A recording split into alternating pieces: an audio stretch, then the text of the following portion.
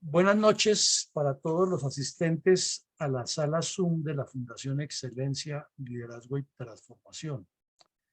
Continuando con los eventos académicos que organiza nuestra entidad, el día de hoy, viernes 3 de febrero de 2023, vamos a ver en esta tarde-noche una situación geopolítica actual de la guerra y al final tendremos una pregunta para los asistentes, una pregunta para tratar de enfocar lo que hemos dicho. Y entonces vamos a ver algunos aspectos de lo que está ocurriendo en Ucrania, de lo que está en curso. No es todo porque es que ya es un año prácticamente de muchísimas situaciones que algunas las hemos analizado aquí, otras no nos ha alcanzado el espacio, el tiempo y la misma celeridad con que ocurren los hechos. Pero trataremos de hacer como una puntualización muy exacta de en qué está la guerra para que miremos con base en la pregunta entre todos hacia dónde apunta esto, qué va a pasar. Entonces,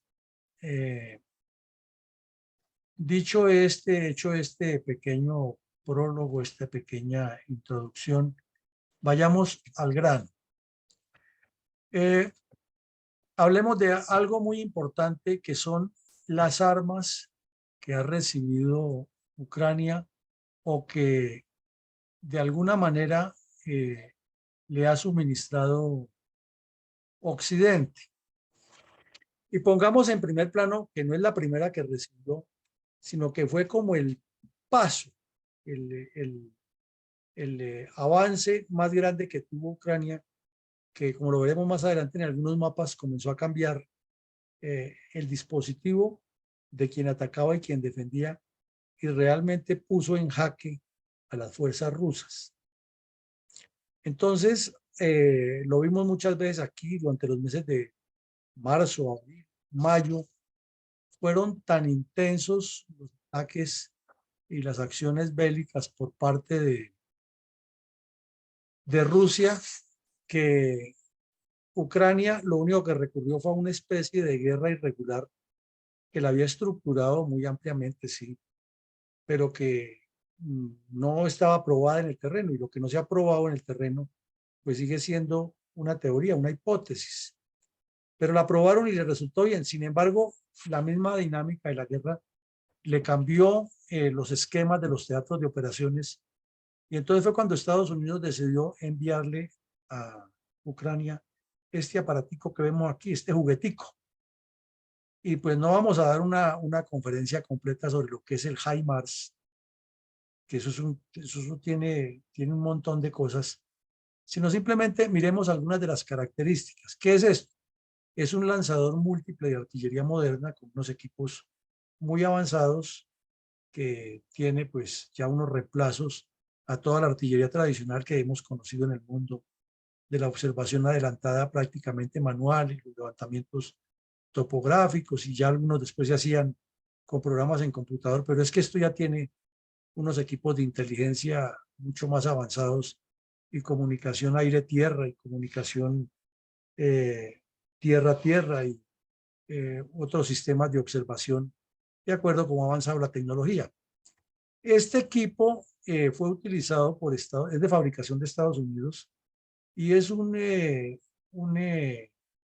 elemento de la artillería moderna que utiliza misiles tácticos, balísticos. Recordemos que hay dos clases de misiles muy importantes, el balístico y el nuclear. Pero los balísticos se dividen a su vez en misiles estratégicos de mucho alcance, tanto en el recorrido que hacen como en el peso y la cantidad de explosivos que llevan y obviamente la cantidad de daño que pueden causar. Hacemos el paréntesis para decir que Rusia ya ha utilizado varios de esos para atacar a la población civil de Ucrania en el desespero que tiene. Pero bueno, esto es parte de lo que vamos a ver. Vamos al tema. Estos misiles tácticos balísticos pues son manejados por baterías de artillería con toda su organización tipo, pero claro, aquí ya tienen otra estructura y otras tripulaciones, dijéramos, para los equipos que la hacen. En la artillería tradicional pues se habla de los siguientes de pieza, el comandante de pieza, los centros directores de tiro, Y eso, ese esquema más o menos lo mantienen, porque tiene la doctrina y la artillería, pero aquí ya tiene, como les digo, una tecnología diferente que nos deja con esta información que vamos a ver. Cada equipo de estos aquí vale la bicoca de 3,5 a 4 millones de dólares, ya que es algo muy costoso. Y que a partir de 2014, pues se calcula que hay en este momento en uso 540. ¿Y dónde los ha utilizado Estados Unidos con probado éxito?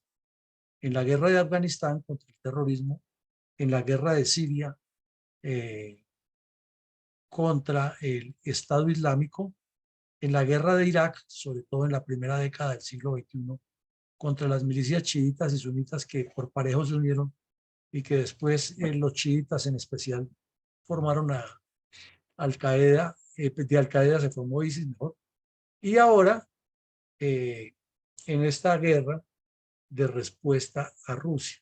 Es una de las, dijéramos, joyas de la corona que tiene la artillería para apoyar la maniobra terrestre de fuerzas estadounidenses y tiene gran capacidad.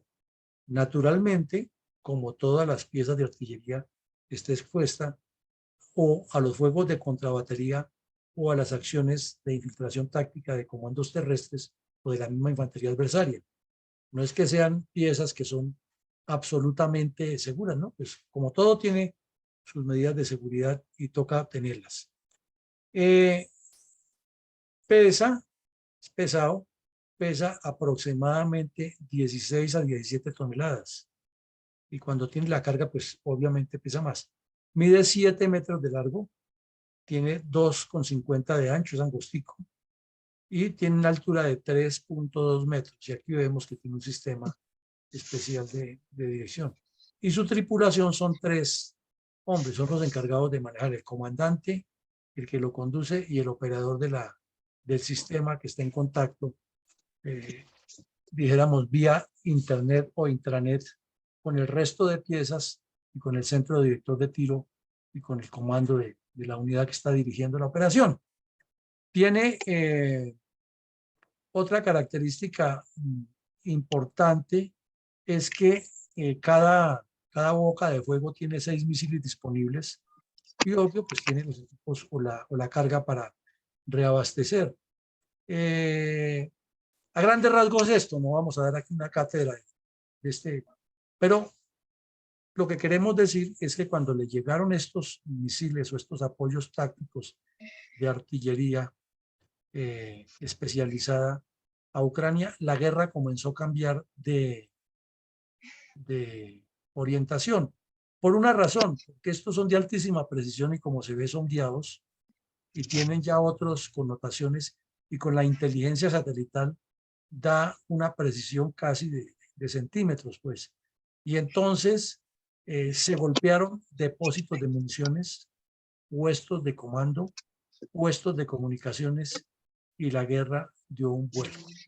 Entonces ya ustedes supondrán que estas piezas están en la mira de la inteligencia rusa y que en los bombardeos que hacen le tiran al alma a los comandos, sobre todo a los centros directores de tiro, porque saben que desde ahí es que o en trincheras o desde edificios normales están dirigiendo el tiro, porque esto ya es otra cosa, esto no es la antigua guerra la que nosotros teníamos, sino que el centro director de tiro es gente muy cómoda en computadores, como lo veíamos cuando estudiamos aquí lo de las operaciones con drones sobre objetivos. El centro director de tiro ya está, puede estar en un edificio, en una casa, una trinchera, en el mismo lugar del combate. Es decir, ya la comunicación es otra cosa. Bueno, aquí tenemos enseguida para ver otra arma, que fue la que todo el mes de diciembre y parte del comienzo del 2021-23 tuvo al mundo en ascuas. ¿De qué significa? Estos son los famosos misiles Patriot de Estados Unidos. La diferencia del que vimos ahora es que son tácticos y van enfocados directamente a objetivos en tierra. Estos misiles, o sea, los HIMARS, en cambio los misiles Patriot están hechos es para defensa antiaérea. y van tierra-aire. Y aquí está la explicación. También son demasiado costosos. Cada aparatico de estos, cada juguetico de estos cuesta entre 1 y 6 millones de dólares. ¿Cómo será la calidad de equipos que tienen por dentro? Eh, Porque pues la carrocería y todo eso, claro, tiene unos costos por el blindaje parcial que tiene, por la estructura, y el equipo hidráulico y el manejo mecánico, todo eso tiene unos costos. Pero lo que más vale es el sistema de conductores de los misiles y lógicamente el sistema de cómputo con que se maneja todo esto, porque tiene unas especificaciones muy especiales. ¿Cuál es la gracia de este equipo? Que le da una garantía casi total a que la seguridad aérea es 1A, porque lo que venga del aire lo puede perseguir y derribar. ¿Cuál es el problema? Que no se puede gastar un misil de este costo, que es carísimo, para derribar un dron que vale $30.000. Porque claro, lo derriba, lo persigue y lo derriba. Pero si le mandan 100 drones de esos, entonces hay que utilizar una gran cantidad de munición de esta y no hay un presupuesto que lo aguante. Ese es uno de los problemas que tiene Ucrania. Lo ha resuelto con los SAR-300 de fabricación rusa, pero se les están acabando las existencias y ya lo que ha enviado a otros países europeos que tienen de defensa antiaérea, pues les queda muy limitado porque ya se les acabó. Entonces, de la única forma que pueden es haciendo varias cosas, que es interesante también. Los ucranianos lo llaman los MacGyver. Ustedes recuerdan la famosa película de televisión del MacGyver, que en español la gente le dice MacGyver, que era un genio que quedaba preso, lo capturaban, lo torturaban y tenía una barra de jabón al lado y veía una cuerda de nylon y con eso se inventaba un arma y finalmente se volaba del encierro que lo tenían. Pues los ucranianos han utilizado armas de distintas fabricaciones y le han adecuado y han hecho un montón de trabajos. Inclusive hay muchos videos en internet donde se ven trabajando en trincheras, en cambuches prácticamente, pero con ceguetas, con martillos, y jugando de la vida, ¿no? Porque trabajan con explosivos o elementos que son explosivos y los han acomodado, pero pues eso no es garantía ni es una fábrica militar. Lo demás es lo que han recibido. Entonces tienen ese problema. Estos misiles Patriot son costosísimos. Ya han recibido unas baterías de esas, pero las tienen, dijéramos, en stand-by porque se presume que el ataque principal de Rusia va a ser contra Kiev. Y esas son las de defender a Kiev. Y Rusia lo sabe porque tiene también su servicio de inteligencia. Entonces, ese es un equipo valiosísimo. Ahí ven ustedes algunas de las características que tiene. Eh, tiene, por ejemplo, una cosa importante, es que el propulsor, la energía propulsora del misil o de la ojiva es de combustible sólido. ¿Qué es eso? Recordemos que los combustibles líquidos se consumen más rápido, porque el calor, la velocidad, el impulso lo va consumiendo más rápido. El combustible sólido está como en una batería ahí y se desgasta menos y le da más tiempo de durabilidad al ejercicio de la persecución. Entonces es otro tipo de información que es muy interesante conocerla.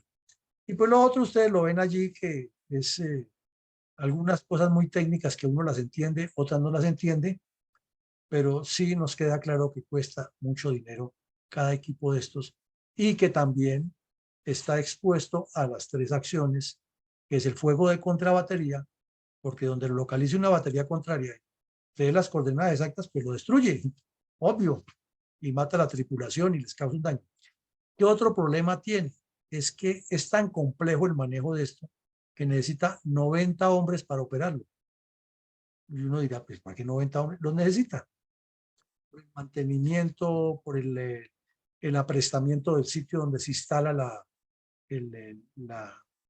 las piezas para el lanzamiento, el mantenimiento de las bocas de fuego, el mantenimiento de los vehículos, el suministro de los combustibles, el manejo de toda la información, la cotejación de datos. 90 personas necesita cada batería de equipos de estos. Entonces tiene también ese costo. Y además no son 90 soldados o 90 hombres como una batería normal, porque pues al fin y al cabo en la batería normal de artillería se necesita es que el oficial de tiro y los que manejan el centro director, el observador mejor, y los que manejan el centro adelantado y los que manejan las piezas tengan toda la información exacta, pero muy manual. Aquí es de una precisión técnica increíble y de una coordinación en computadores con sistemas de logaritmos distintos, por eso necesita 90 personas. Entonces, y la seguridad que debe tener, obviamente, eso sí es común en todos los sistemas de artillería, ¿no? No solamente los que disparan, sino los que están prestando la seguridad a las piezas. Entonces son ese detalle.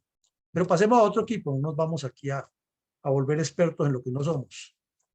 Este otro sí que le ha causado dolores a Rusia y también lo tienen en la mira, y lo que uno lee en los informes que llegan de, sobre todo del Instituto del Estudio de la Guerra, estos son un objetivo permanente de la artillería rusa y de los misiles rusos. Sin embargo, los ucranianos lo han podido manejar muy bien. Son unos equipos de 155 milímetros que se los donó Estados Unidos, que tienen una precisión también impresionante y muy buen alcance. Y además de eso, capacidad fuerte de destrucción. Y también ya son manejados pues con unos sistemas mucho más avanzados, pero se asemeja más al viejo sistema de la artillería del observador adelantado y el trabajo más o menos manual. Pero como ustedes ven, por el solo peso de la pieza y la contextura, su configuración, pues requiere unos equipos para que la muevan y queda muy expuesta a la visibilidad aérea y a la detección de la inteligencia enemiga.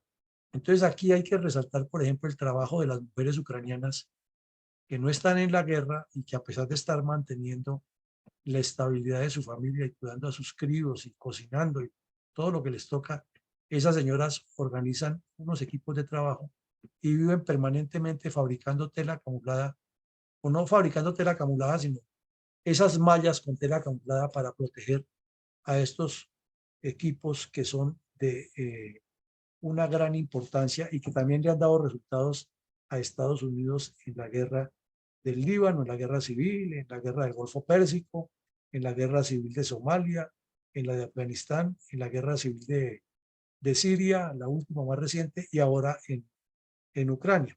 Aquí este lo vemos con un camuflaje de color de arena, pero es para el desierto, pero no quiere decir que los que están en Ucrania son de color del desierto. Entonces, durante los periodos normales de primavera y verano y otoño, eh, como los que están en Ucrania son de color verde, tipo camuflado, pues entonces las señoras trabajan en la fabricación de telas de color camuflado o de mallas. Y van armando sobre las mallas a mano, van tejiendo una especie de mallas que desde el cielo le quita la visibilidad a cualquier inteligencia aérea. Y ya ahora en el invierno, entonces tiene que ser blanco, ¿no? Para que coincida con la nieve. Pero les ha funcionado y hasta el momento, por lo menos Ucrania no ha reconocido pérdidas de estos equipos. Tienen que haber perdido, porque en la guerra el que va a dar va a recibir.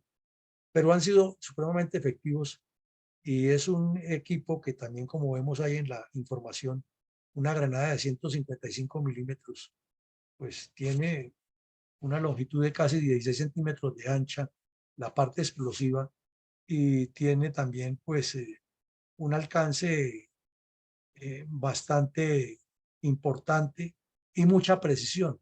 Y entonces, claro, cuando se organizan los fuegos con 5 o 6 piezas disparando sobre un objetivo, destruye lo que sea. Eh, por ejemplo, los ucranianos reglaron el tiro sobre los puntos de paso donde se suponía que los rusos tenían que hacer la operación más difícil que existe en la guerra. Es la más difícil de todas. Es los cruces de ríos. Es la operación más difícil que hay, porque eso implica establecer una cabeza de playa, asegurar orilla cercana y orilla lejana, instalar medios de paso, eh, pasar unidades de infantería de maniobra para que aseguren, proteger a los ingenieros militares mientras hacen ese ejercicio y arriesgan sus vidas de una manera impresionante. Entonces, eso requiere un apoyo muy importante de artillería. Y los rusos tienen artillería, claro, y es una de sus fortalezas, pero no tan desarrollada como esta. Entonces estos equipos Howitzer le llegaron a Ucrania en el momento en que Rusia necesitaba cruzar ríos, no solo el Dnieper, porque el Dnieper está más atrás, o el Dnipro, como le dicen, sino otros ríos adelante. Y con estas piezas de artillería y con una gran precisión y con unos centros de directores de tiro muy bien manejados, la golpeada que le pegaron a los rusos fue aterradora. Entonces no pudieron avanzar más y estos equipos hay que reconocerles que hicieron el trabajo, pero no tenían la precisión guiada y entonces fue cuando fue necesario enviar los anteriores que vimos al principio, o sea, los HIMARS. Entonces, por eso le hemos insistido aquí a muchas personas que lo que está dejando esta guerra de enseñanzas no es que no existía, porque esto se entiende que si los equipos existían, la doctrina existía, y si ya han participado en estas guerras, pues se tenía información. Pero es que en esta guerra ha sido más evidente y más pública la información, está más al acceso de todo el mundo. Entonces quiere decir que si las fuerzas militares del mundo no estudian estas enseñanzas, pues se quedan pegadas en la doctrina anterior. Y si los especialistas en defensa nacional no miran todos estos cambios que estamos mirando aquí, que ya están a la luz del día, pues van a tener una doctrina un poco atrasada. Ahora, el costo, estamos hablando de que cada pieza de estas vale $500,000, sin contar ni siquiera la carga básica que debe tener, ¿no? Porque todas las armas deben tener una carga básica mínima, sino que ya el costo de la carga básica y el reabastecimiento tiene unos costos, un precio alto, más el transporte de llevarlas, más las medidas de seguridad que requiere también la munición que se tiene en la reserva o en los puntos de distribución. Pues si no tiene las medidas de seguridad y no está bien protegida, pues con una granada enemiga también la pueden volver flecos o una incursión de comandos. Todo esto demanda un trabajo muy grande y no es simplemente pensar que se colocaron las piezas y que las piezas están golpeando bien porque hay un buen servicio de inteligencia, sino que todo es una coordinación. Bueno, ahora vemos lo que tuvo en jaque al mundo entero y que en este momento está poniendo a pensar qué viene más. Y son los famosos tanques. Aquí vamos a hablar un poquitico de los tanques alemanes, ya hemos hablado en CNN varias veces de eso. ¿Qué es esto? Es un tanque que llama el Leopard 2. ¿Por qué 2? Porque ya hubo un 1. Pero es el único, ¿no? Dentro del 1 y el 2 hay una serie de medidas. ¿Por qué? Es que resulta que desde el año de 1980, 70 mejor, Alemania, después de la Segunda Guerra Mundial, tuvo algunos permisos para fabricar armas, pero muchos controles porque siempre han tenido temor, ¿no? Que Alemania se arme es un riesgo ya que hay varias guerras, no solo la primera y la segunda, sino otras guerras en que Alemania ha sido el que las inicia por su capacidad militar, su capacidad industrial y por la disciplina de ese pueblo. Entonces, a partir de los 70 comenzaron a producir los Leopard 1 y luego los 2. Y son versiones que se van actualizando con tecnología y sobre todo las últimas de Leopard 2 ya con la tecnología de punta. Porque fundamentalmente pues el volumen de fuego y el poder de destructor es más o menos el mismo. Y lo mismo mejora las capas de blindaje y otras especificaciones técnicas que le va dejando la experiencia, lo mismo para las orugas, que es el punto más débil de los tanques, etc. Entonces, Alemania no los quería soltar por varias razones. Es que son baraticos, no valen sino de 8 a 10 millones de euros cada tanque de estos. Entonces Ucrania no necesita uno ni dos, ¿no? Como lo explicamos en CNN, necesita es batallones de tanques. Y es que es la forma de maniobrar. Por eso en la táctica militar se llama, o en la estrategia militar se llama unidad táctica, que es la unidad mínima con la que un ejército hace una guerra. Es un batallón. Y en la guerra regular, claro, las compañías, las baterías, los escuadrones tienen unas áreas de responsabilidad y todo, pero su manejo, su maniobra es de nivel batallón 100. Entonces, no es decir simplemente que Ucrania necesitaba 300 tanques, como decía uno de sus funcionarios. Es que 300 tanques equivalen más o menos a 10 batallones de tanques. Y 10 batallones de tanques no van simplemente con la tripulación de los tanques y ya adelante mis valientes y síganme los buenos. No, porque es que estos tanques, de acuerdo con la doctrina y con la lógica, requieren tener unos equipos de armas pesadas que los apoyen con fuego, unos equipos, equipos no, sino unos carros de combate que van intercalados entre ellos y llevan tropa armada de infantería para avanzar en el terreno, evitar las trampas explosivas, etcétera, y maniobrar sobre el objetivo. Entonces, eso requiere también unos sistemas de defensa antitanque, requiere mucha artillería de apoyo, mucho reconocimiento aéreo y unos sistemas de inteligencia avanzados que se adecúan dentro de ese esquema. Entonces, como ustedes ven, el costo no es simplemente de un tanque, sino es un costo que tiene muchos condicionamientos. Y si un batallón tiene 30 tanques en promedio, 32 tanques en promedio, analicen ustedes cuánto vale los solos tanques. Ahora, ¿cuánto vale la munición de reserva? ¿Cuánto valen los equipos que llevan la munición de reserva? ¿Cuántos carrotanques necesita para reabastecer a estos tanques en el campo de batalla? ¿Cuántos equipos de ingenieros necesita para que le abran camino? Entonces, eso es una cosa exorbitante que Ucrania la pide porque está en el desespero y es la necesidad de hacerlo y se le está suministrando a Occidente. Pero no es tan fácil de que eso se decide, porque es que cada cosa trae otros costos, ¿no? Lo mismo, hay que tener tripulaciones preparadas para que vayan al combate, pero ¿hasta cuándo resisten esas tripulaciones la fatiga? Porque es que un tanque, como lo hemos dicho en CNN, es un ataúd con, con orugas y es muy bueno para protegerse del fuego de infantería y en cierta forma del fuego de antitanque. Pero si se acaba el aprovisionamiento, si se bloquea el terreno, si se desarticula el equipo como maniobra, que fue lo que le pasó a Rusia, que enviaba a los batallones de tanques, pero pero los ucranianos muy hábilmente con unas maniobras tipo guerrilla los desarticularon. Entonces, complejo. Y aquí hay un montón de explicaciones de lo que tienen los tanques estos y dicen algunos de los especialistas que puede tener placas, porque tiene distintas placas de acuerdo con su configuración, placas que tienen hasta 75 centímetros de blindaje. Por eso es tan pesado. Pesa más o menos 65 toneladas. Entonces, bueno, con todas estas connotaciones, Alemania les entrega unos. Hoy salió la noticia que les va a enviar los primeros tanques, pero de los antiguos que tiene Alemania, de los de la versión 1. No es que sean más malos, sino que tienen que ser actualizados en muchos equipos y eso demora tiempo, porque esa actualización se hace con el fin de que tenga la coordinación directa con los entes de comando y control que ya están manejando una tecnología y una doctrina de la OTAN. Y entonces ya no puede ser que toda esta información tecnológica que se envía por sistemas la vayan a encuadrar rápidamente dentro de la maniobra completa que implica el apoyo de artillería y de fuerza aérea y de otros tipos de misiles que ya vamos a ver enseguida.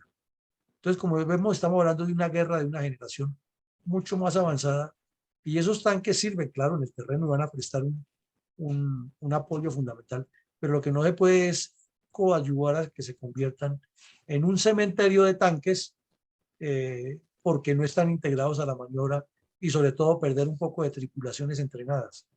Entonces, eso es lo que hay que entender, que la gente no analiza y piensa que eso es como soplar y hacer botellas. Y aquí vemos las características, no nos vamos a detener, las ponemos más como de manera informativa.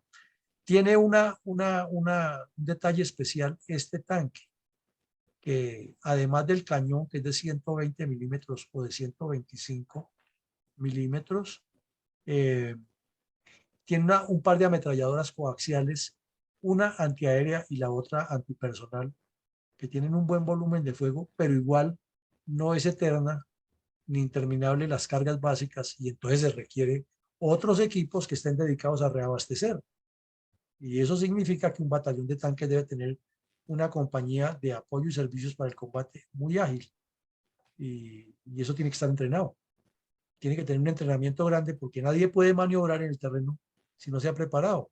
Un equipo de fútbol no puede salir a que la defensa y los mediocampistas y los delanteros y el arquero estén coordinados si nunca han entrenado, si no han jugado partidos de fogueo. Entonces tienen que hacer juegos de guerra. Y no es simplemente decir, tengan los tanques y vayan mis valientes y peleen. Bueno, y aquí tenemos la noticia que es de hoy. Esta bomba de lanzamiento desde tierra es uno de los inventos más avanzados que tiene la artillería de Estados Unidos y de la OTAN. ¿En qué consiste el juguetico? El juguetico es una granada, lo que ustedes ven ahí es una granada, lo que pasa es que tiene las aletas que se pueden recoger y tiene varias formas de disparar. Y se puede disparar con un cañón de un Howitzer o se puede Howitzer, Witzer mejor.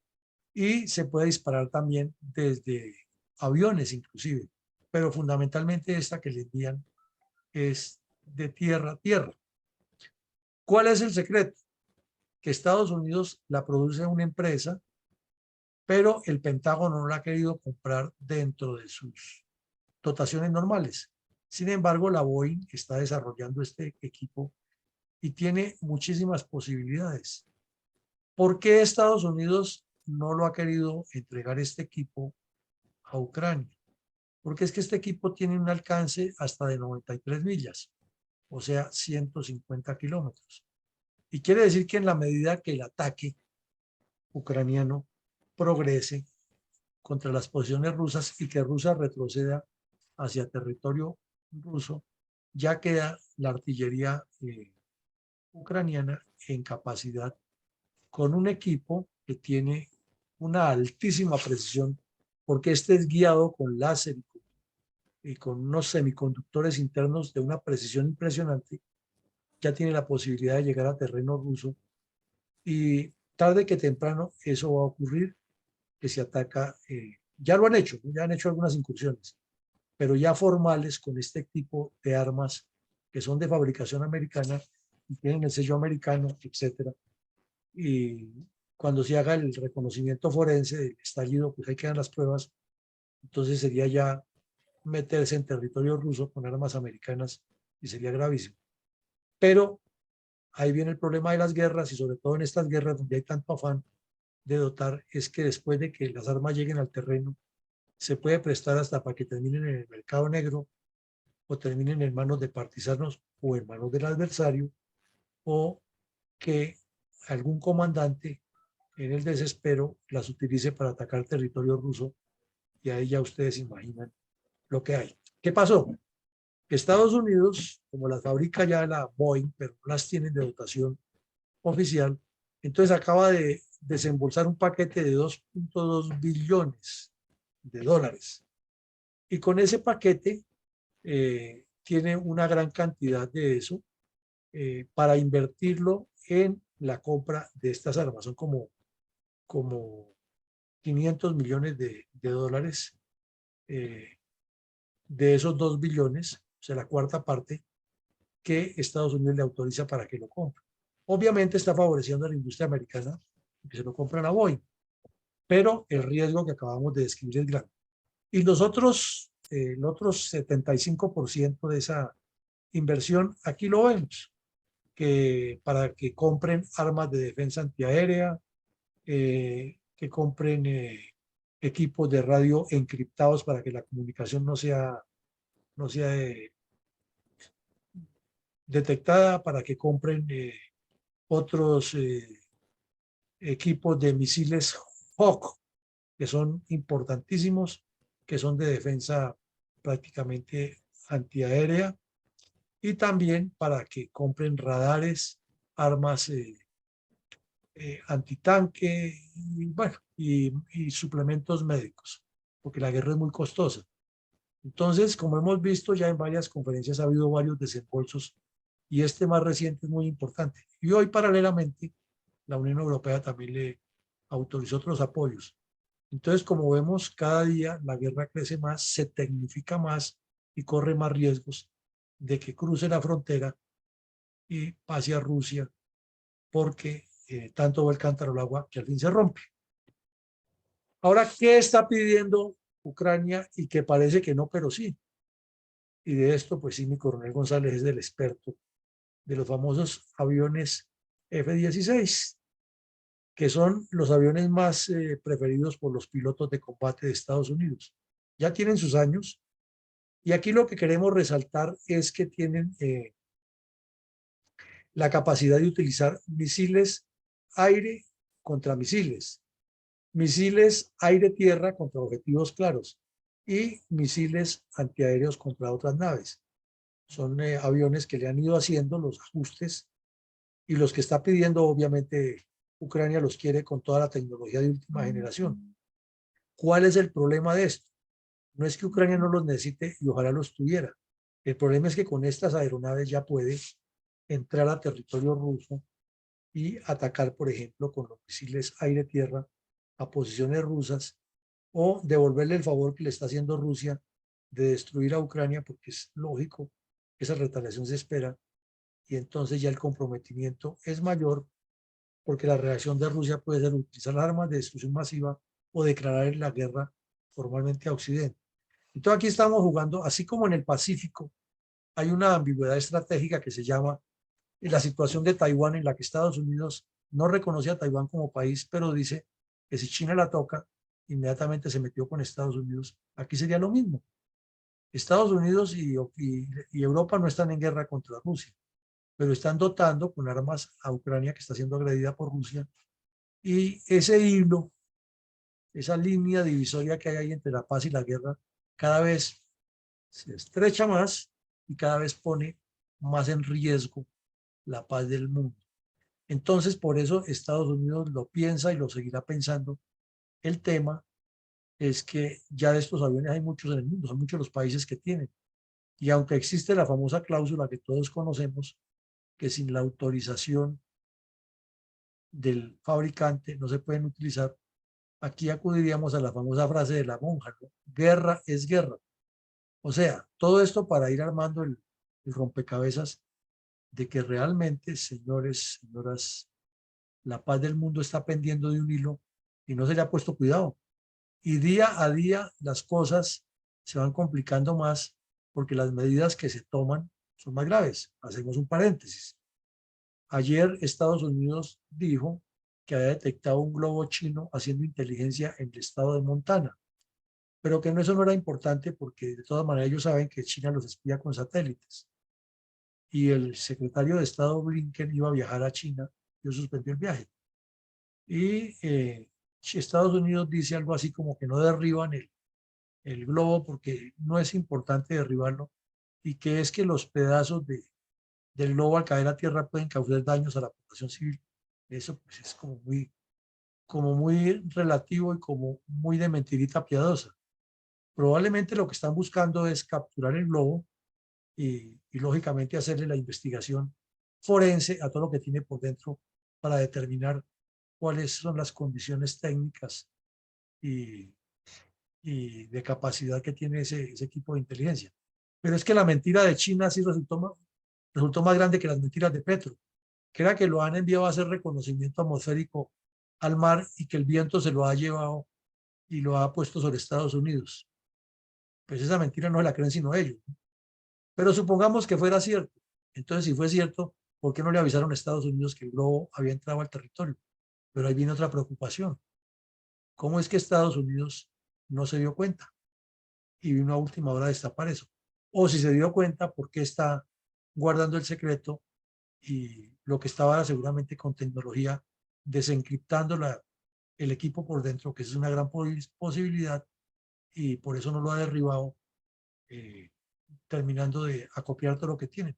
O sea, aquí hay un gato encerrado grande en ese caso, pero eso es una sumatoria más de que la paz del mundo se pone cada vez más en vilo, y si este juguetico llega a Ucrania, podría ser el punto final del, o el punto de quiebre de lo que no se quiere que pase. Complejo, ¿no? Hay otro caso que vamos a ver un poquitico en detalle, es la ciudad de Bakhmut, que es donde se están realizando los combates más frecuentemente en los últimos días. Resulta que Rusia dice, por medio de sus milicianos, los Wagner, que ya lo controló, y sacan comunicados y envían, sobre todo a la población rusa, videos y mensajes. Y, y el señor Zelensky todos los días dice que nadie se ha ido de ahí y envía fotos como estas. Y entonces una guerra de información y desinformación que ya vamos a tratar de analizar. Hoy, como les decía, estuvieron varios líderes de Europa allá y le dijeron de frente al señor Zelensky, nosotros no vamos a, a comprometernos en que usted, Ucrania, entra directamente ya a ser parte de la Unión Europea, porque al ser parte de la Unión Europea, el siguiente paso es hacerlo socio de la OTAN y ya es decir que hay un estado de la OTAN en guerra contra Rusia, entonces todos los demás estados, de acuerdo con el artículo 5 de la Carta de la OTAN, tienen que apoyarlo. Pero eso sería un paso un poco complejo. Sin embargo, el primer paso de hacerlo parte de la Unión Europea, pues también tiene otros compromisos, ¿no? Que además del apoyo para la guerra que le están dando desde la OTAN, ahora tendrían que darle un apoyo económico muy fuerte desde la Unión Europea, y eso quiere decir que países como Alemania y Francia tendrían que duplicar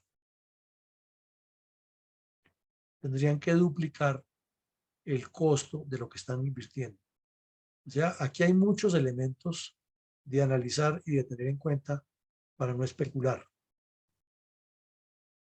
Aquí vemos un detalle que queremos resaltar de los muchísimos, porque esta guerra tiene muchísimas cosas, que sería larguísimo, aquí se nos serían horas y horas hablando de detalles que han pasado, pero este es interesante. Es que como Rusia ha tomado como objetivo fundamental destruir el sistema hidroeléctrico o el sistema eléctrico, o sea, de distintas formas, Ucrania también ha tenido un apoyo grande de Occidente para estarlo recuperando, inclusive con plantas de energía.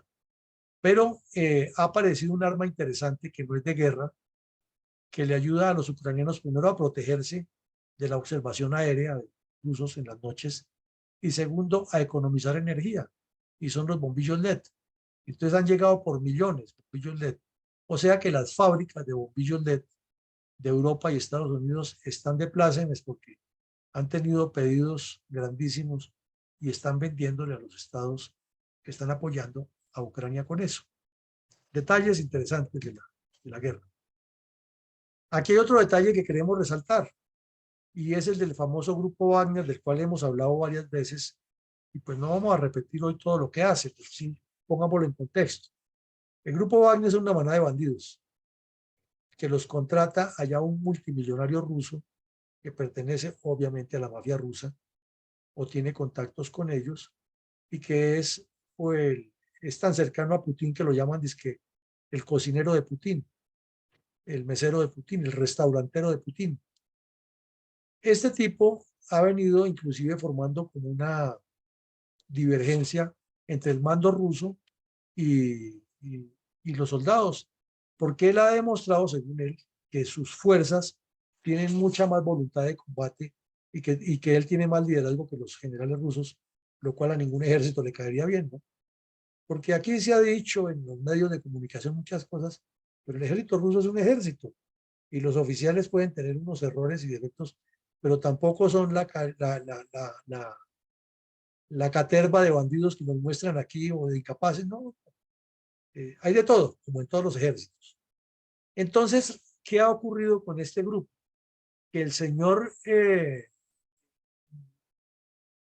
escapa el apellido este, es algo así como Boroicín, algo así, que es el jefe de estos grupos, se fue a las cárceles de Rusia, lógico con la bendición de Putin, y violando las normas constitucionales que tiene Rusia, porque ya existe el perdón, ¿no? Como en todos los sistemas judiciales del mundo existen las amnistías, los perdones, las potestades de algunas autoridades para reducirle penas, porque eso es universal. Entonces él se fue ya en coordinación con Putin y sin tener un decreto, una ley que los faculte, pero lo hicieron.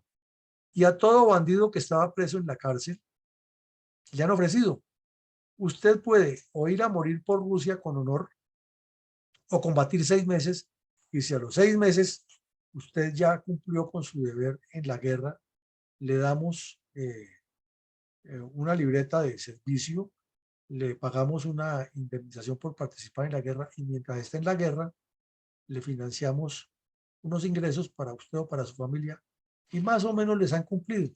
¿Cuál es el problema? El problema es que un delincuente que esté en una cárcel juzgando por delitos que ha cometido y lo mandan a una guerra tan salvaje como esta, y está pensando en que la única forma de que sale de allí es o muerto, o sale como un héroe nacional, entonces su mentalidad es bárbara. Y estos tipos han llegado a cometer las peores barbaridades contra el pueblo ucraniano, y no tienen mando porque no son un ejército, son delincuentes que están a órdenes de otro delincuente. Entonces ya se imaginan ustedes lo que han cometido estos tipos para demostrar que ellos sí son capaces de salvar a la madre Rusia, y en cierta manera les meten un trabajo psicológico de que están peleando es por Rusia y no como bandidos.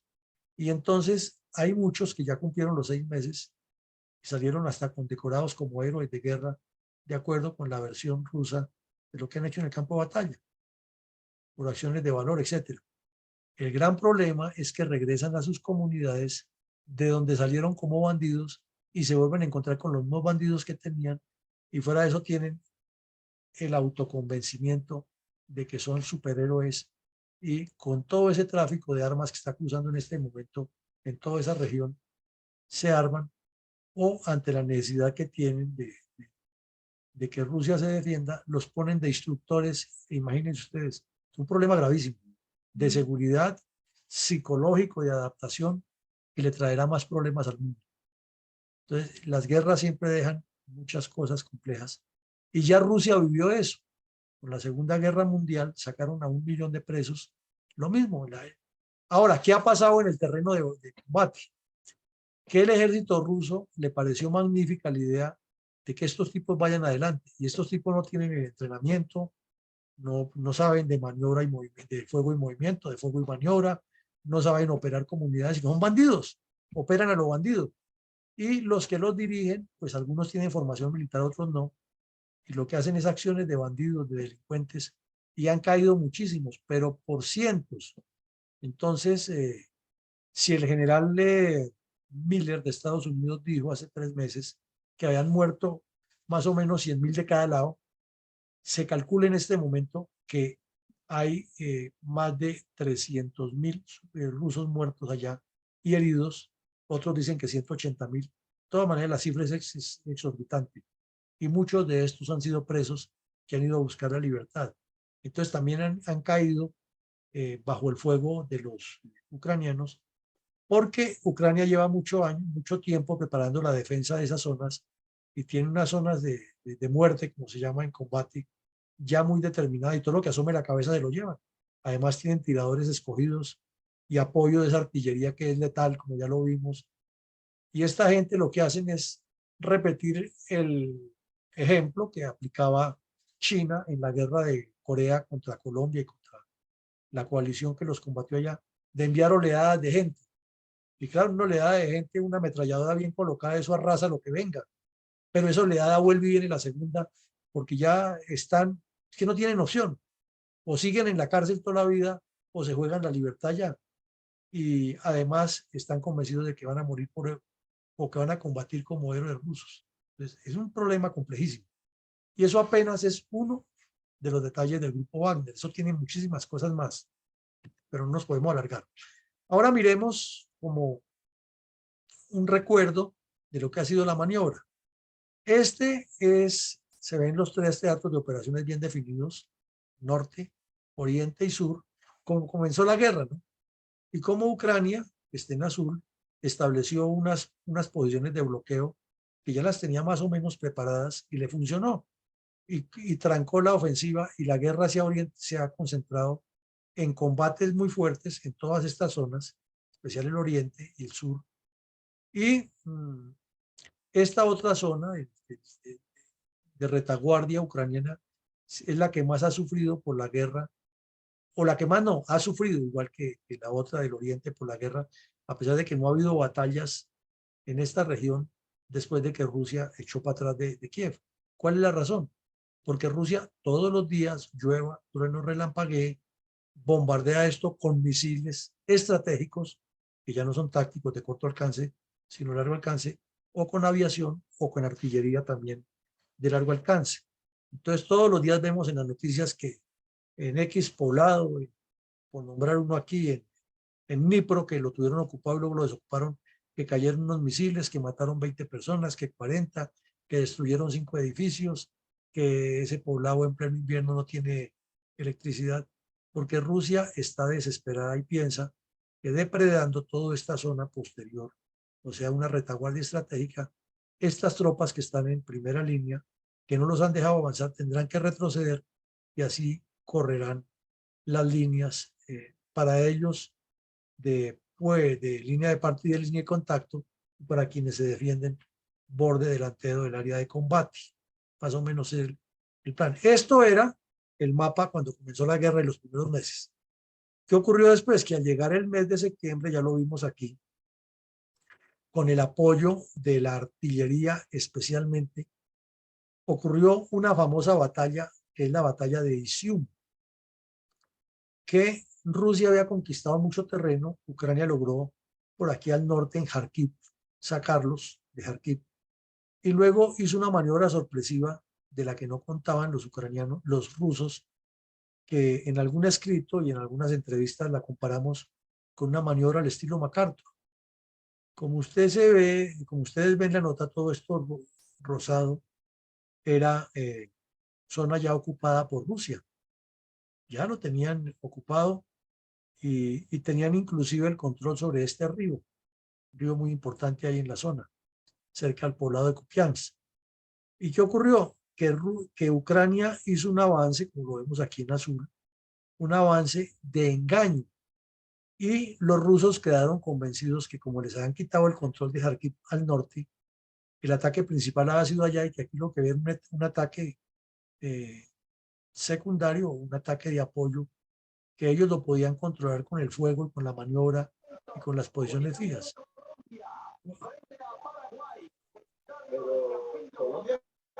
Oiga, Patiño, cierre el micrófono, Patiño, porque no estamos en fútbol, estamos en esto. Entonces tenemos aquí que sorpresivamente para los ucranianos llegó el momento que aparecieron tropas de donde no se imaginaban y les llegó una maniobra de envolvimiento a esta ciudad de Isium, que era muy importante en ese momento por el movimiento de las tropas de Rusia, que necesitaba apoyo logístico y que necesitaba sostener toda la región oriental. Y con esta sola maniobra de envolvimiento los golpearon en la retaguardia y quedó una gran cantidad de ejército prácticamente perdido. Tuvieron muchas bajas de hombres y de equipo y de un solo golpe perdieron 40 millas en profundidad y fueron prácticamente obligados a cruzar a la margen oriental de este río y perdieron el control sobre Kupiansk, sobre Limán y otras ciudades. Es el golpe, bueno, en la guerra ha habido varias acciones valiosísimas. El hundimiento del Moskva en el Mar Negro, el retiro de Kiev, cuando las fuerzas especiales aterrizaron en el aeropuerto o desembarcaron en el aeropuerto y perdieron ese control, la defensa tan férrea que hubo en la ciudad de Mariupol y los ataques precisos que ha habido con artillería en varios sectores. Todo eso tiene una sumatoria de elementos importantes, pero esta maniobra le hizo perder 40 millas en profundidad y a lo largo, que al final se habló de que Rusia en menos de 3 días, como lo vemos aquí, 3, 4 días, perdió 304.000 millas cuadradas de territorio, o sea, más de 5.000 kilómetros cuadrados de territorio. Eso es mucho territorio en una defensa. Ceder todo eso es muy difícil recuperarlo. Además, porque al perder todo ese terreno, tuvieron que dejar abandonadas muchísimas armas valiosísimas de artillería de tanques, de equipos, de carros de combate, y muchos soldados se rindieron o murieron por enfermedades, por heridas o por desabastecimiento. Fue un golpe duro. Y entonces a partir de ahí, ¿qué pasó con la guerra? Que entró como en un estancamiento, que es el que tenemos ahora, en que se atacan y se atacan, y ahí está el punto que veíamos ahora de la famosa ciudad la que veíamos ahora aquí, esta, la ciudad de Bakhmut, que la guerra está más o menos estancada, y entonces ya vamos a ver qué ocurre allá. Que actualmente, o a partir de noviembre, el dispositivo se fue manejando así. Rusia tiene que desocupar la única ciudad importante que había ocupado al occidente del río Dnipro. Ya lo habíamos hablado aquí, que el río Dnipro se les convirtió en el dolor de cabeza. Sin embargo, por el sur, Rusia había logrado ocupar la capital o la ciudad de Jersón, capital de todo el estado de Jersón. El estado de Jersón, como lo vemos en el mapa, el departamento de Jersón, como lo vemos en el mapa, la provincia tiene territorio al lado y lado del río Dnipro. Pero al perder la capital, se tuvieron que replegar a este lado y están establecidos ahí en posiciones. Todos los días se atacan de un lado a otro, y la cantidad de incursiones de comandos terrestres que han hecho los ucranianos son muchas y les han causado muchos daños. Además, el fuego de artillería también los ha afectado. Obviamente, los rusos han recurrido a atacar la ciudad nuevamente y la han bombardeado con misiles de alto alcance. Entonces, el daño es tenaz para lado y lado, pero es como una guerra de posiciones parecida a la Primera Guerra Mundial. Ninguno de los dos bandos ha podido recuperar más terreno. Ha perdido Rusia, sí, que ha ganado esto, pero no está ni derrotada ni llegó al final. Bueno, y aquí vemos un mapa de una entidad que nos dice que esta es la situación de la guerra el 2 de febrero, o sea, ayer. Dice que en las últimas 24 horas ha habido ataques en estas dos ciudades, combates muy fuertes, que está controlada por Rusia, los que están marcados con el achurado y con el azul, y que perdón, con el verde, y que los sectores que están aquí resaltados con azul, no es que sean agua, como supondría uno en un mapa, sino como este es un mapa militar o de información militar, quiere decir que son los sectores donde Ucrania sigue lanzando contraofensivas, sobre todo aquí en el río Dnipro, tratando de quitarle la margen oriental a Rusia y protegiendo desde luego lo que ya conquistaron en la margen occidental. Entonces, una guerra que está un poco estática, que presume que ahora a finales de este mes de febrero, con ocasión del primer aniversario, desde Bielorrusia, Rusia volverá a lanzar una ofensiva más violenta, por eso necesitan los misiles aquí, y que en toda esta zona del oriente, donde Rusia ya se fortificó, inclusive los satélites tomaron las fotos y tienen las coordenadas exactas de las posiciones principales, alternas y suplementarias, y las posiciones de artillería, etcétera. Todo eso lo tiene ya la inteligencia ucraniana localizado. Pues se van a desarrollar unas batallas feroces. Ustedes preguntarían, ¿y por qué Ucrania, teniendo esa información tan exacta, no puede con artillería? Porque ya vimos que es una artillería muy efectiva, pero cómo la maniobra que se desarrolla en la parte delantera, dijéramos, con los puestos avanzados de combate rusos, no le permiten avanzar mucho, entonces el alcance de la artillería todavía no es suficiente. Por eso ese juguetico que veíamos al principio de una que se puede lanzar con cañones de artillería o inclusive de aviones, que ya tiene un alcance mayor, podrá ser muy eficiente aquí.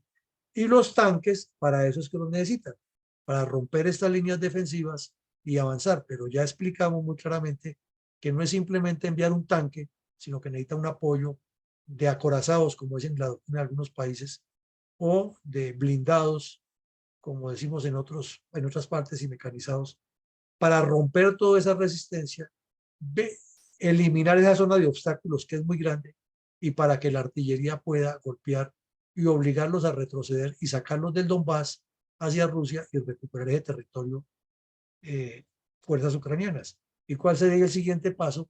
Venir al sur y recuperar la península de Crimea. O sea que la guerra va para largo.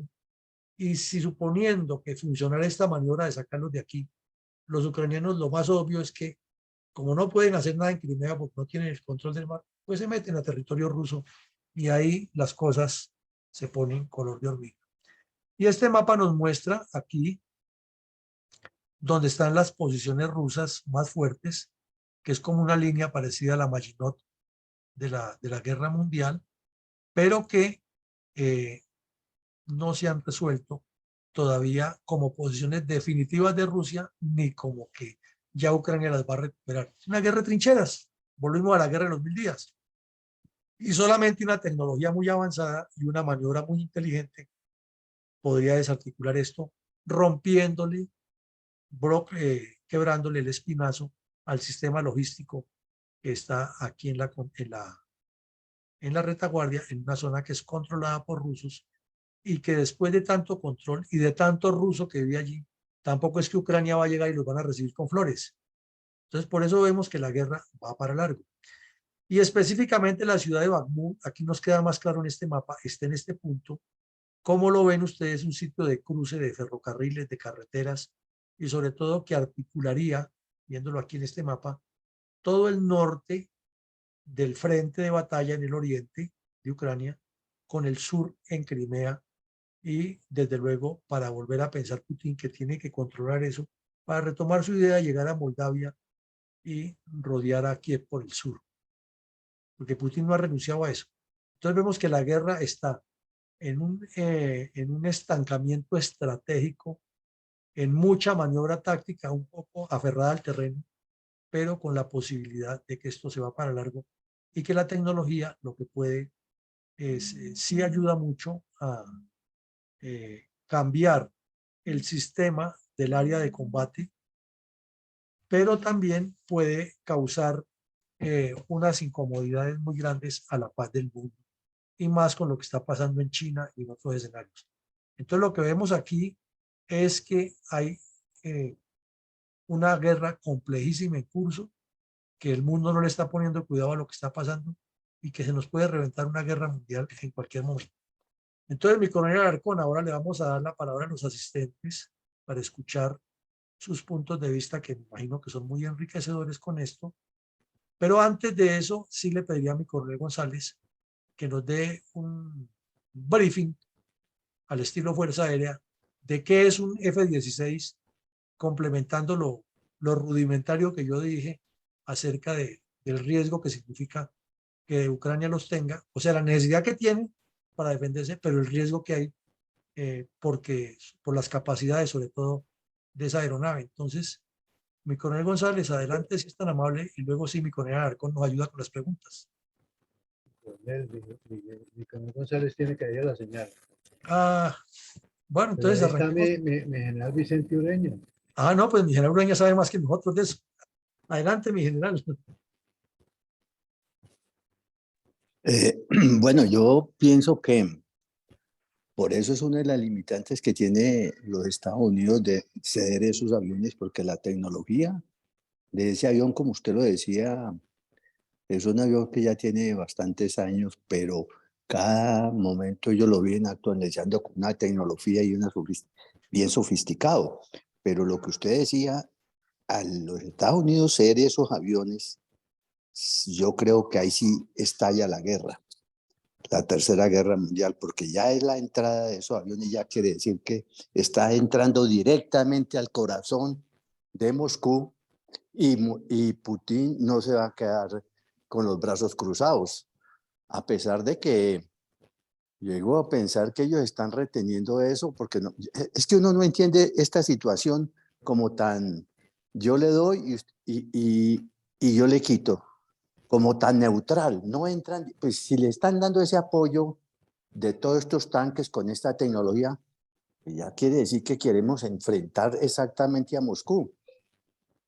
El avión, y es el mismo que el Rafale tiene las mismas características y los franceses pues tampoco lo van a dar. tienen las mismas condiciones y características y tecnología sofisticada para misiles a largo alcance y para combate aire-aire o aire y puntos estratégicos. Yo creo que eso no lo vamos a ver de esos aviones. Ellos les van a dar los tanques y lo apoyarán, pero digamos la parte terrestre, pero aérea no creo que la vamos a ver. Muchas gracias, mi general. Vamos a empezar con la parte de preguntas. Hay unos aportes aquí de Eduardo Patiño que dice que yo me pregunto qué papel juega el empresariado ucraniano en la guerra. Así como Wagner, hay grupos voluntarios que pelean al lado de Ucrania. La mentalidad de Wagner es estilo Aquiles, la gloria o morir, pero les ha salido el tiro por la culata. Han sido emboscados por el ejército o las milicias ucranianas. Vamos a empezar entonces con las preguntas, los aportes. Les pido el favor de tener en cuenta el tiempo para que todos podamos participar. Adelante, por favor, Eduardo Patiño.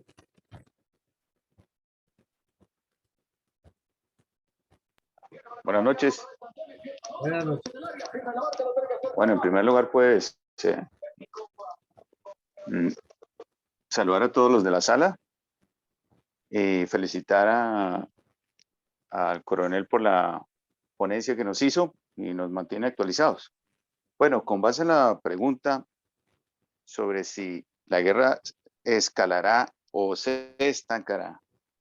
Bueno, yo pienso, aunque no soy estratega, pero pienso, por lo que he visto en la prensa y por este análisis que se ha hecho, es que la guerra generará un escalamiento, pero no un escalamiento grande, sino un escalamiento mediano, en la medida que van a proporcionarle a los ucranianos armas para interceptar los misiles que planean los rusos disparar desde la frontera y desde Bielorrusia. Y es muy probable, altamente probable, que países como Polonia y Lituania especialmente vayan a sumarse en el conflicto sin entrar directamente, pero sí proporcionando un apoyo logístico muy agresivo a las fuerzas militares de Ucrania.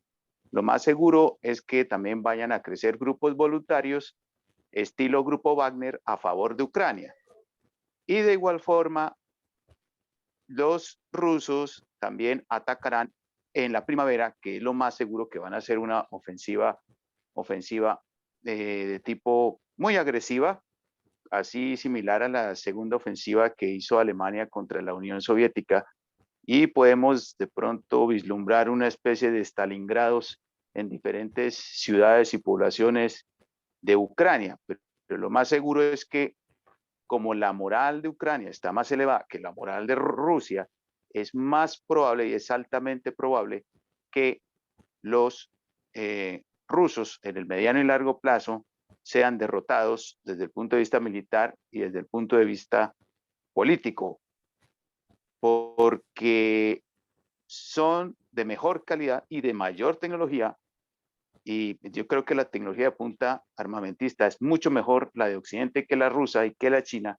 Entonces es muy probable que los rusos salgan derrotados, así como dijo el Pentágono, que no se sabe cuánto tiempo durará, y entonces tenemos que estar preparados a que de pronto este conflicto se prolongue. Muchas gracias.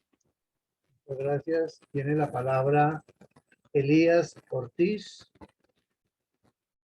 recordándole que con base en la información suministrada en el día de hoy por mi coronel Villamarín, considera que la guerra escalará o se estancará y por qué. Adelante, por favor, Elías, y se alista Jairo Tiuso. Adiós, mi coronel, buenas noches para todos. Bueno, ya en una conferencia reciente, el señor Biden manifestó de que ya estábamos en la Tercera Guerra Mundial. Entonces, eso está manejando hace mucho rato, guerra OTAN-Rusia. Miramos las acciones de Ucrania, pues porque tiene el apoyo de Occidente y es lo más notorio. Pero lo que decía mi coronel Villamarín, pues Rusia no está derrotado, ni es que está en una guerra, pues que tiene muchas variantes y no hay guerras que se ganen en un día o en 2 días, entonces eso se va a prolongar en el tiempo. Se dice que Rusia se ha estado deshaciendo de la chatarra que tiene acumulada desde la Segunda Guerra Mundial. Entonces, en otro tipo de prensa ve uno que en esos campos de combate, pues, no se están viendo tanques de estilo Leopard o los Abrams que les van a suministrar a Ucrania, sino unos tanques de una tecnología más antigua que son los rusos. Dicen que Rusia tiene armamento nuevo que está ahí todavía sin usar. El señor Zelensky es totalmente insaciable en el tema de pedir apoyos económicos y de armamento a Occidente para seguir sosteniendo este conflicto. No se sabe hasta cuándo le van a responder, ¿cierto? Bueno. Y de otro lado se habla de que la corrupción es rampante en el manejo de estos cuantiosos recursos, porque es que el dinero que han enviado allá en este año ha sido pues incalculable. Entonces esto se presta para una corrupción desbordante. Ya Zelensky ha tenido que ha tenido que eliminar de su gabinete mucha gente porque por este tema. Lógicamente que eso no lo ha dicho públicamente porque no puede hacerlo, pero es una cuestión que ya está manejando, lo mismo que armamentos que ya se dice también están en el mercado negro. Y todo esto se está presentando y la guerra, pues en la medida que Ucrania sea apoyada por Occidente, pues se seguirá escalando indudablemente. Gracias, mi coronel. Gracias, Elías. Tiene la palabra. Jairo Tiuso no tiene micrófono. Entonces vamos con mi coronel Ramiro Saldaña.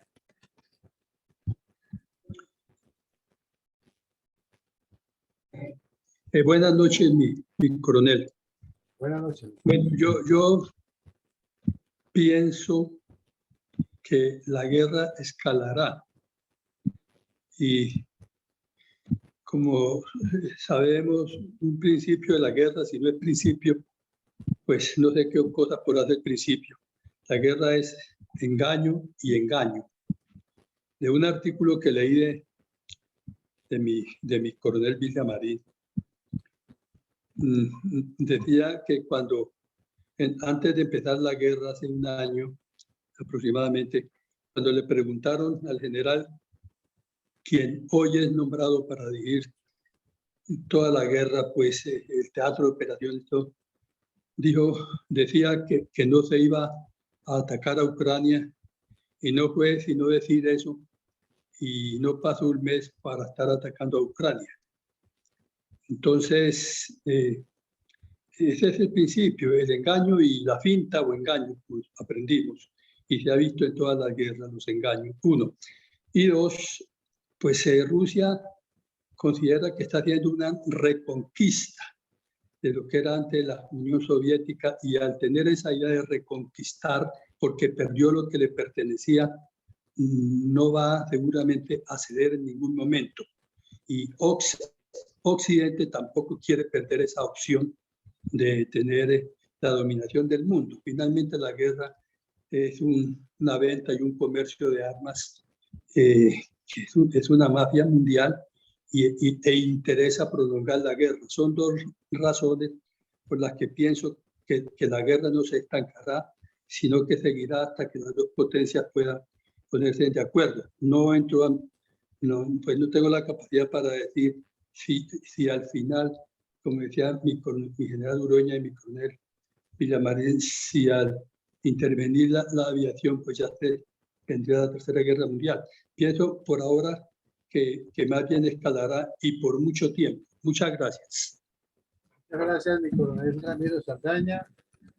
Tiene la palabra entonces Eli Ospina. Y se alista, por favor, mi coronel Pachón. Buenas noches y muchas gracias. Agradecer a los que son por el estratega y geopolítico, mi coronel Villamarín Pulido, y a la aclaración o ampliación que hizo mi general Vicente Urueña. Como es una pregunta, la respuesta mía es, en lo poco que entiendo o que comprendí, pienso que la guerra sí escalará. ¿Y por qué? Porque es que es una cosa de dos personas que todos dos son prepotentes y ninguno de los dos va a ceder. Si ellos salieran de esos cargos, seguramente que la guerra acabaría. Muchas gracias. Muchas gracias, Eli. Tiene la palabra mi coronel Pachón. Don Eugenio, buenas noches. Muchas gracias allá al señor coronel Villamarín por esa información detallada sobre las últimas arsenales al servicio de la guerra. Pues la verdad que respecto a la pregunta, pues el orgullo de cada quien de las partes enfrentadas, pues van a persistir hasta lo último. O sea que la guerra escalará, porque la intención de Rusia, pues es recuperar lo que le perteneció en una época a ellos. Lógico que los países de Occidente pues no pretenden que eso suceda.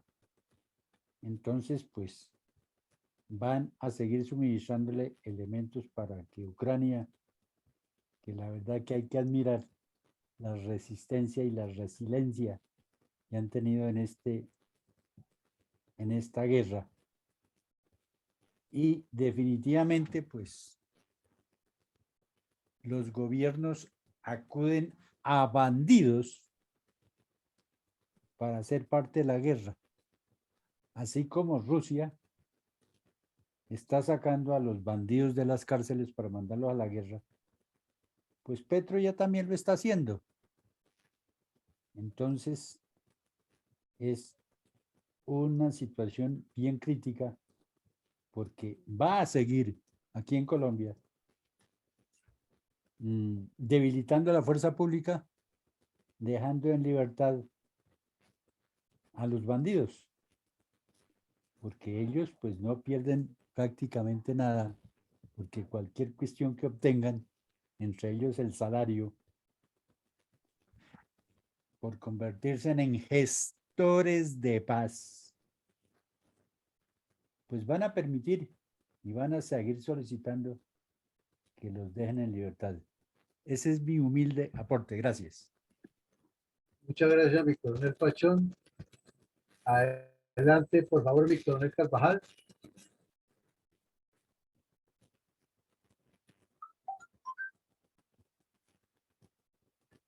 Coronel Carvajal. Vamos mientras tanto entonces con José Ricardo Martínez.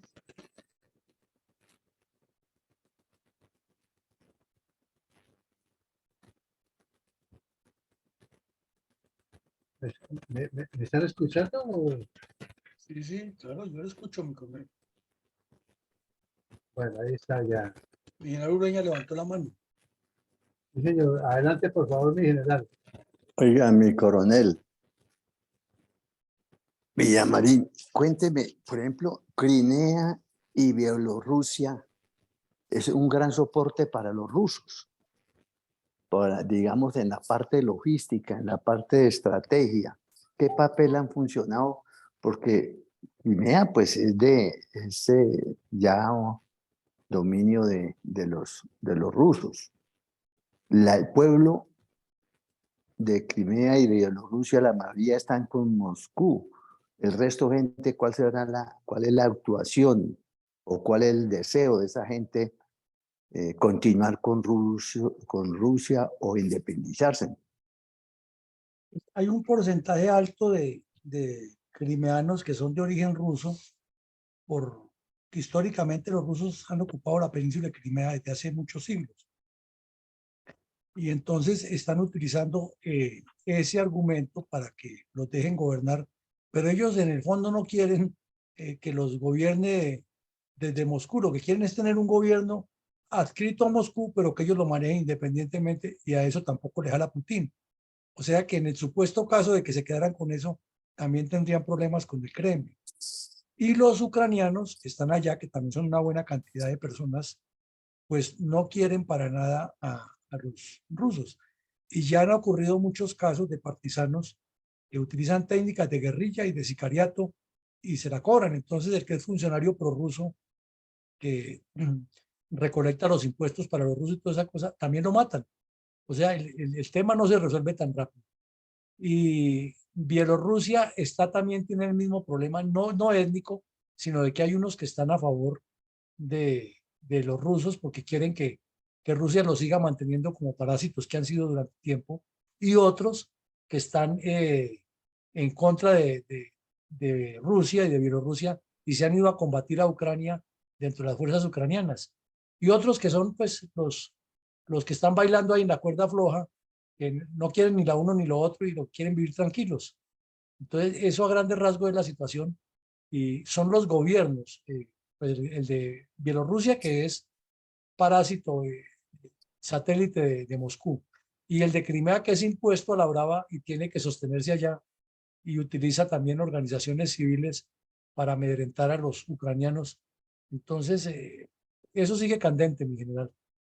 Sí, eso es una situación que también llegaría uno a pensar que favorecería mucho a Ucrania, ¿no?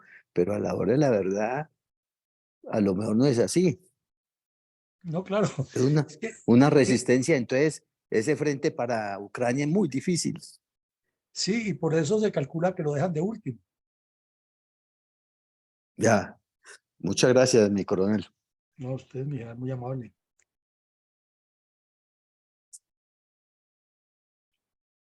Adelante, mi coronel Arcón. Coronel Carvajal definitivamente está fuera de señal. Entonces, me queda solamente a José Ricardo Martínez. Adelante, por favor.